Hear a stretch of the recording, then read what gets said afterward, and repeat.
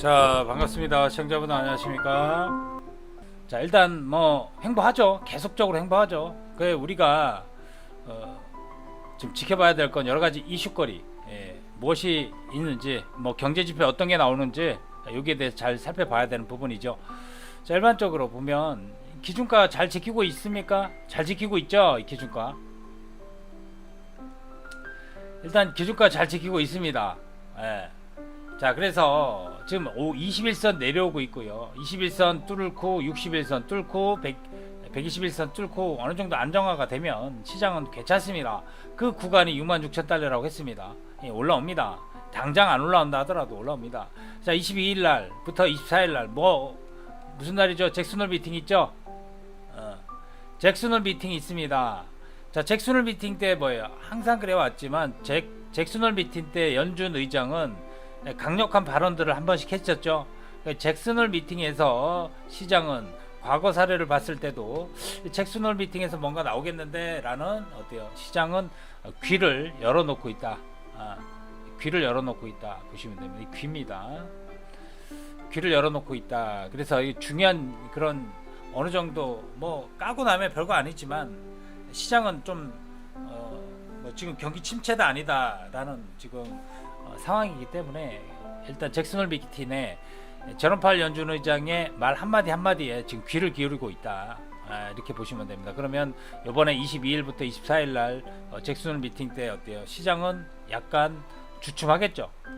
주춤하겠죠. 그래서 제롬 파월 연준 의장의 발언이 시장에는 긍정적으로 이어지면 올라가겠고요. 그렇지 않으면 주춤하겠죠. 자, 그런 상황이 벌어지고 잭슨홀 미팅으로 인해서 이 코인이 하락하지는 않습니다. 시장에서 어떻게 받아들이냐에 따라서 이게 오르고 내리고 할 건데 떨어지진 않아요. 자, 그렇기 때문에 일단 그거는 그렇게 살펴보고요. 일단 우리가 좀 알아야 될 건 뭐냐면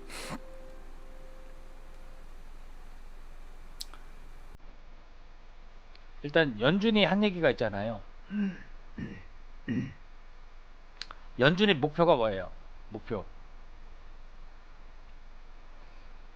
튼튼한 노정을 바탕으로 뭐야? CPI 물가 상승률이 2%로 떨어져야 된다.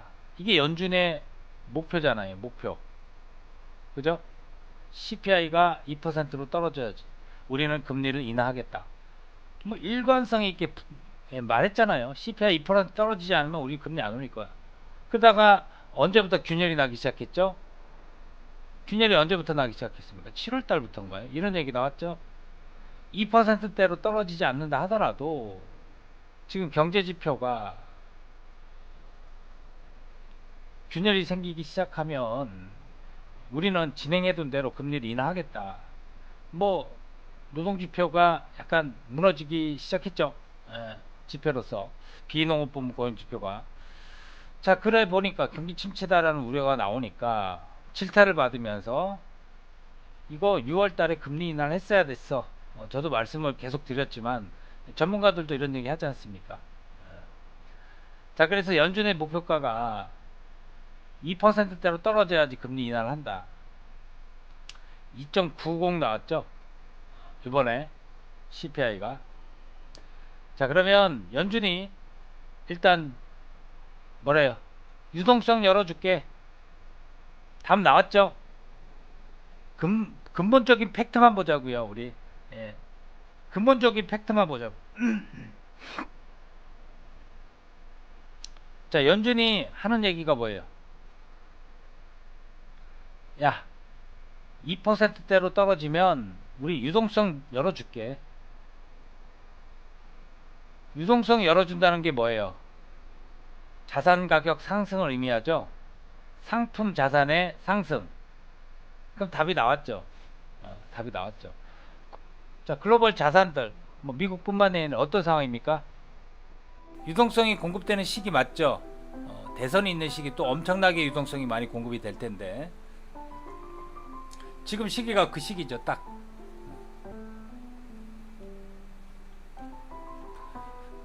자, 그러면 당연히 어때요? 올라가겠죠. 올라가겠죠. 자, 그래서 지금 이번 주요. 이번 주를 우리가 살펴보면 제가 아까 말씀드렸던 여러 가지 이벤트가 예정이 되어 있는데 목요일 날에요.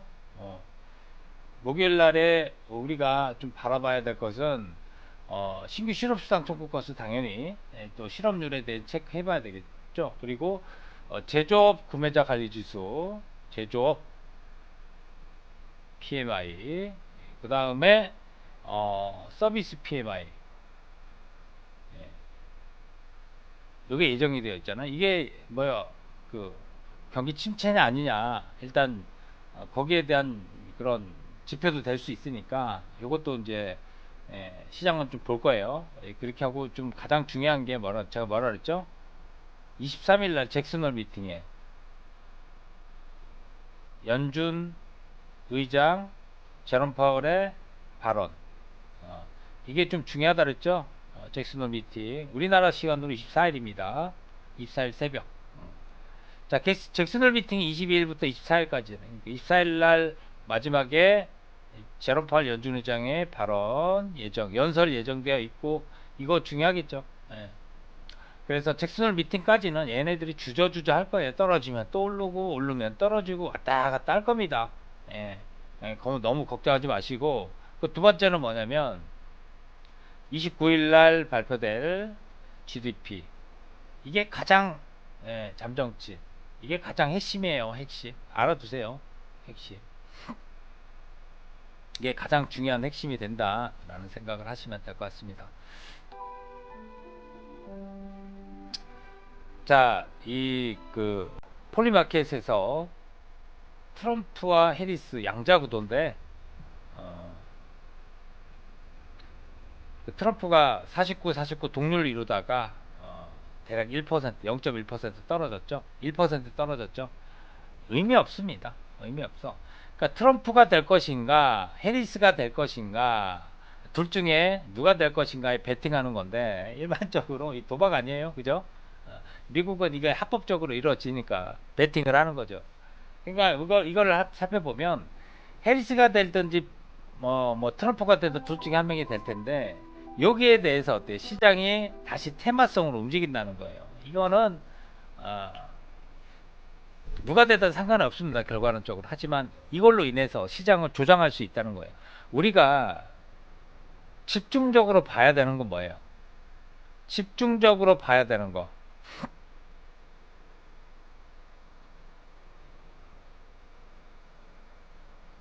집중적으로 봐야 되는 건 뭐예요? 팩트에 근거한 것을 집중적으로 봐야 되죠. 그죠? 팩트에 근거한 걸 집중적으로 봐야 되잖아요. 그래서 제가 뭐라 그랬어요? 지금 요 시기에 이제 블랙 먼데이하고 요 시기 큰 폭의 하락이 나온 퍼드 조장한 거, 요 시기에 엄청난 양의 많은 불안 심리, 즉 퍼드 조정하는 기사들이 많이 나왔잖아요. 그래서 어때 패닉셀이 예, 패닉셀이 나왔잖아요. 예. 우리가 팩트를 근거해서 시장을 바라봐야 된다, 제가 말씀드렸죠. 그래서 요 시기에 개인 투자자들 많이 팔았습니다. 공포에. 그러더니 올라가네. 이걸 사야 돼, 말아야 돼. 그러다가 주춤주춤 하다가 옆으로 계속 올라갈 것 같으니까 또 사지. 또 떨어지지.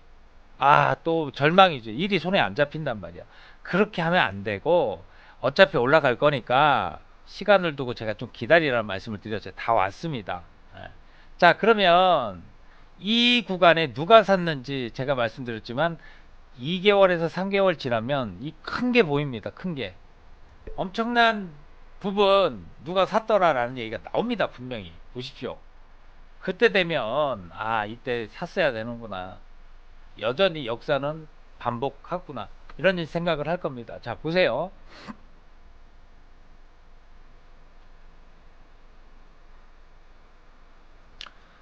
비트와이즈가 2분기 기관 투자자들이 44% 비트코인 ETF 보유 물량을 늘렸더라 나오잖아요. 언제? 2분기에. 2분기에 어때? 계속 하락했잖아요. 오르고 내리고 오르고 내리고 반복하잖아요. 자, 우리가 이걸 한번 살펴보면 2분기에 있잖아요. 2분기 조정이 컸잖아요. 지금 2분기 여기서부터 그죠? 계속 조정이잖아요. 떨어지면 기관 투자자 집중 매수하고, 기관 투자자들도요 매수하고 나니까 또 오르네, 기다렸다 또 떨어지네. 이 반복적인 거죠. 계속 그 이 시기에 얼마나 많은 기관 투자자들이 들어왔겠습니까?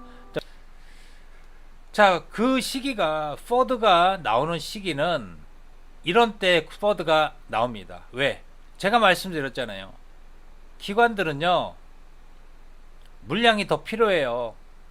뭐 이더리움, 비트코인, 솔라나 뭐 여러 가지 물량이 더 필요합니다. 그러나 우리 청자분 얘기드려요. 비트코인요 기관들 보유 물량이 20%밖에 안 된다 그랬어요. 전체 유통 물량에. 그럼 60% 누가 갖고 있네? 개인들이 갖고 있다는 거야. 개인 고래가 갖고 있는 거예요. 절대적으로 열쇠를 갖고 있다. 그들은 절대적으로 열쇠다. 그러니까 뭐라고 그래? 제가 분명히 얘기 드렸죠.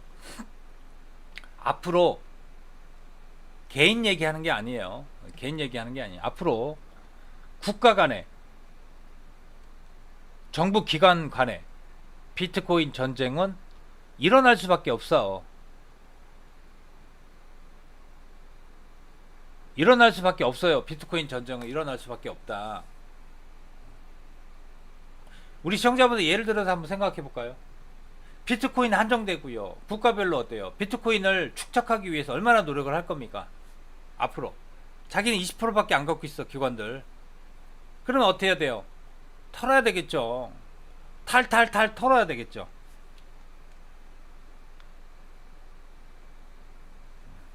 탈 털어야 되는 거야. 자, 마스터카드 임원이 얘기했습니다. 암호화폐 블록체인자 책임자 이 임원이 뭐란 얘기했냐면, 기존 금융이 머지않아 온체인으로 전환될 것이다. 확신합니다. 확신합니다. 다만 뭐라고 얘기했냐면요, 스테이블 코인이 이러한 전환의 최전선에 있어야 한다는 의견에는 회의적이다. 이거 잘못된 모순이에요. 자, 암호화폐 모든 기존 금융이 이제 온체인화 될 것이다 확신을 하는데, 이 최전선에 있는 것이 스테이블 코인이 된다는 것은 나는 아니다라고 생각한다. 자, 우리 시청자분들,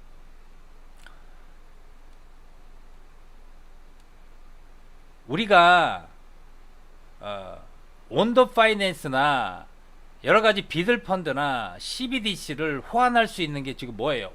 오로지 이걸 다 통틀어서 호환할 수 있는 게 스테이블 코인이에요. 스테이블 코인으로요 RWA 코인을 살 수 있고요, 스테이블 코인으로 송금도 할 수 있고요, 스테이블 코인이 들어가지 않는데요, 스테이블 코인이 CBDC가 발행되면 스테이블 코인으로 CBDC를 어떻게 구매할 수도 있어요. 모든 자산의 기본 척도가 되는 게 스테이블 코인 USDC, USDT입니다. 이건 다 아시죠? 기본적으로 아셔야 됩니다. 자, 그럼에도 불구하고 온체인상의 금융이 온체인상으로 모든 것이 네트워크상으로 이루어질 텐데, 이를 스테이블 코인이 주도적으로 한다. 이건 나는 부정한다. 이거는 뭐 어때요? 모순이죠. 이거는 모순이죠. 이게 모순이라는 거예요. 자, 볼까요? 회의적이다. 스테이블 코인이 이 최전선에 있는 건 회의적이다. 최전선에 있는 거 맞잖아요. 제가 아까 설명드렸잖아요. 업계가 스스로 만들어내는 장애물과 같다. 자, 그는 서클사와 테더 등 암호화폐 기업을 새롭게 디지털 경제의 주도권이 주는 대신 결제 서비스는 기존 은행을 중심으로 이루어져야 한다. 이게 뭐예요? 고인물이죠. 이게 뭐예요? 고인물. 이게 무슨 얘기냐면, 마스터카드나 카드사는요 지금 코인화해서 인프라가 구축이 되어 있나요? 안 돼 있죠. 지금 진행 중이죠. 기다려라고 얘기하는 거예요. 기다려. 자, 무조건 은행과 카드사와 직접적인 연결이 돼 있잖아요. 그러니까 고인물이잖아요. 은행 중심으로 이루어져야 된다. 그래야 어때요? 카드사가 수익률을 극대화할 수 있으니까. 지금 현행대로 안 바꿔도 불안한 거야 지금 카드사는. 불안한 거예요. 고인물이죠. 기존의 대로 계속 해야 된다. 카드사는 얘기하고 있죠. 이 카드사가 이제 블록체인으로 전면적으로 개편한다면 얼마나 많은 비용과 얼마나 많은 인프라를 구성해야 됩니까 지금. 카드사도 구축은 하고 있지만 기다리라는 거예요. 기다려. 너무 빨리 변화되고 있는 거 아니야? 뭐 이런 얘기를 하고 있는 거예요. 그러니까 우리가 이걸 바라보면 카드사가 얼마나 어때요? 불안 심리를 느끼고 있는지를 알 수 있죠. 지금 전체적인 시장의 주체는요 스테이블 코인입니다. 스테이블 코인이 뭐예요? 달러잖아요. 달러. 예. 디지털 달러가 스테이블 코인이잖아요. 예. 그거 보시면 됩니다. 자, 미국 상원의원 데드 크루즈 지나고 보니 비트코인 10만 개의 비트코인을 매입했더라. 나오죠. 이 공화당 상원의원입니다. 예. 이거 신고해야 되는 부분이니까 이게 발표가 이제 앞으로 계속 될 거예요.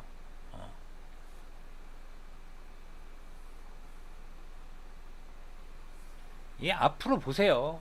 좀 지나고 보면 뭐 지난해 뭐 누가 얼마나 매수했네. 만약에 내년으로 넘어가면 이 200% 나옵니다. 이 보세요. 계속 지나고 나오면 나옵니다. 누가 얼마나 매수했네.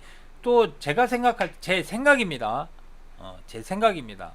또 무슨 얘기가 나올 것 같으냐면 뭐 미국의 주식의 대가들을 진짜 비트코인에 누가 매수했네 이게 밝혀지면요 난리 나는 장이 나옵니다. 저는 그게 지금 현실성 있다라고 생각을 합니다. 예.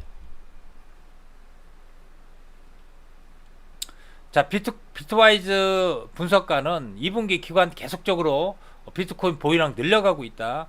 우리는요 기관 투자자와 우리가 대형 고래들과 함께 장기 투자자들의 움직임을 살펴보면서 그들과 어때요? 따라해야 되는 거예요. 마이클 세일러 같은 분들. 마이클 세일러가 무슨 얘기 했습니까? 인터뷰에서 어제 나온 인터뷰를 살펴보니까 이런 얘기 했습니다. 트위터에 올라온 건데 나는 저점에도 매수하고 고점에도 꾸준하게 앞으로도 매수할 거다. 이게 어디가 저점인지 어디가 고점인지 모른다. 나는 저점에 떨어져도 매수하고 올라가도 나는 매수할 것이다. 앞으로 계속 나는 비트코인을 매수할 것이다. 얘기했습니다. 이게 무슨 얘기예요? 제가 말씀드렸듯이 이 마이클 세일러, 마이크로 스트레티지가 항상 우리가 생각하는 고점에 엄청나게 많은 물량을 매수했잖아요. 지나고 나면 어때요? 마이클 세일러가 싸게 샀네. 지나고 나면 그런 생각이 들잖아요. 이런 분들의 투자법을 우리는 따라가야 된다는 거예요. 장기적으로 추세적으로 본다면. 자, 좋아요 한 번씩 체크 한번 부탁드리겠습니다. 자, 보세요. 40개 글로벌 펀드 107만 개의 비트코인을 보유 중. 나오죠. 계속 나온다는 거예요. 이건 팩트예요. 호들 캐피탈에 따르면 이게 팩트로 나온 거예요. 이런 걸 믿어야 된다는 얘기예요. 제가 항상 말씀드리지만. 자, 보세요. 2분기 비트코인 ETF 투자자 중 기관들의 비중이 21%를 차지하고 있더라. 계속적으로 늘어난다는 얘기예요. 늘어난다는 거. 자, 암호화폐 리서치에 따르면 6월 30일 기준으로 1199개 기관이 비트코인 연물 ETF에 투자했는데 전분기 대비 기관 투자자들이 더 늘어났다는 거예요. 비중도 늘어났고 보유량도 늘어났다는 거예요. 앞으로 시장이 어떻게 될까요? 언제 늘렸을 겁니까? 기관들이 언제 늘렸어요? 2분기에 늘렸대잖아. 2분기에 늘렸다는 얘기 뭐예요? 기관 투자자들의 ETF로 인한 가격 평단가는 있잖아요. 이 시기라고요. 이 시기. 2분기, 3분기 이 시기에 물량을 계속 늘리는 거예요. 제가 아까 말씀드렸듯이 뭐라고 말씀을 드렸죠? 기관들은요, 이거 아셔야 돼요. 제가 예전에도 계속 말씀드려요. 기관들은요, 비트코인 물량이요, 전체 유통 물량의 20%밖에 못 갖고 있어요. 나머지 누가 갖고 있다? 개인들. 20%. 얘네들 확보해야 돼요, 안 해요? 확보도 하겠죠. 이때 많이 확보했겠죠. 그럼 뭐예요? 안 떨구면 떨고도 안 떨구면 얘 위에서 사야 돼. 위에서. 그래야지 물량이 나오잖아.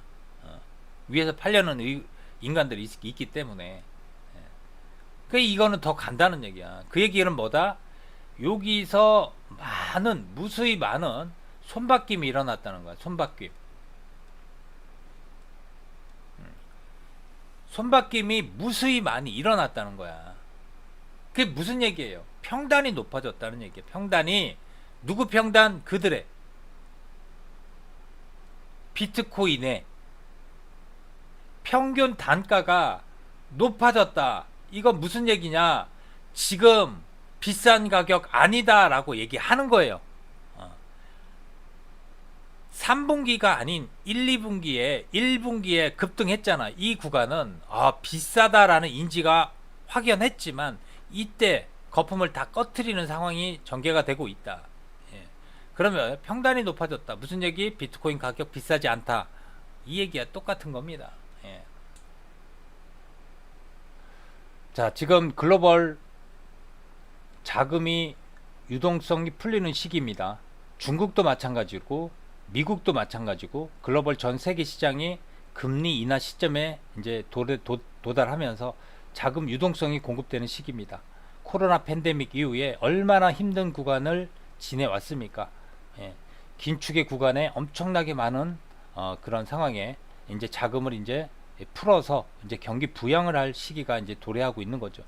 자, 그런 시기에 발맞추어서 코인 시장 간다고 했죠? 올라갑니다. 후반부로 갈수록 상승 시그널은 더 강력하게 나올 수밖에 없습니다. 전략적인 부분이 있잖아요. 이거 꼭 기억하세요. 자, 한 달, 두 달, 3개월 동안 단기 매매 움직임이 없다. 그러면요, 기다리세요. 기다리시고 조급해 하지 마시고 가격이 떨어졌다 하더라도요, 다시 반등이 200% 나옵니다. 그 반등이 나와서 올땡내땡 하거나 아니면 수익을 계속적으로 실현해서 우리는 수익화해서 제2의 뭐 비트코인, 이더리움 이런 것에 집중 투자를 하면 되는 거예요. 이게 5년 지나잖아요. 비트코인 5년, 6년 지나면 얼마까지 올라갈까요? 어마무시합니다. 우리가 상상했던 것 그 이상으로 올라갑니다. 자, 이제 ETF가 이제 출시가 되고 나서 시가총액이 커졌잖아요. 비트코인 시가총액이 엄청 커졌잖아요. 앞으로 더 커져야 될 상황입니다. 이 시가총액이 커지면 앞으로 변동성은요 조금 줄어들 거예요. 떨어지더라도. 과거에는 이 변동성이 이렇게 컸잖아요. 근데 이제 ETF 출시된 변동성은 좀 덜 할 거예요. 그래서 어때? 안전자산으로 발돋움하겠죠. 금과 함께. 그래서 앞으로 시장은 시가총액이 더 커지기 때문에 우리가 5년, 6년간 5년, 6년 해봤자 나이가 몇 살입니까? 얼마 안 됩니다. 지나고 나면 어때요? 5년, 6년 꾸준하게 투자했더니 정말 노후 대책이 끝난 거야. 이게 현실이 될까요? 현실이 됩니다. 자, 자금이 여력이 많으신 분들은 뭐 이거 안 해도 되지만 전체적으로 다 녹록지 않잖아요. 녹록지 않잖아, 그죠? 그렇기 때문에 이게 가능하다. 우리가 이 코앞만 보지 말자고요. 우리가 요 앞에만 보지 말자고. 여기를 보자고, 여기를. 요 앞에는 뭐야? 지금 우리 반감기 그 상승 시그널에 있는 지점이니까 요때 어때요? 우리는 수익 실현하고 다른 통장에다가 제가 말했죠. 비트코인이나 뭐 이더리움 집중적으로 꾸준하게 매수해라. 그러니까 단기 매매 수익 나온 거를 다른 통장에 뭐 비트코인, 이더리움 매수할 수 있을 만한 계좌를 열어놓고 단기 매매에서 수익 난 거 계속 수익금을 사란 말이에요. 이걸로. 아시겠죠? 꾸준하게 진행하라고요. 자, 오늘 이렇게 마무리 하겠습니다. 우리 청자분들 앞으로 전략적인 부분 제가 이렇게 많은 시간을 할애해서 말씀을 드릴 테니까 우리 청자분들 다 화이팅 하시고요.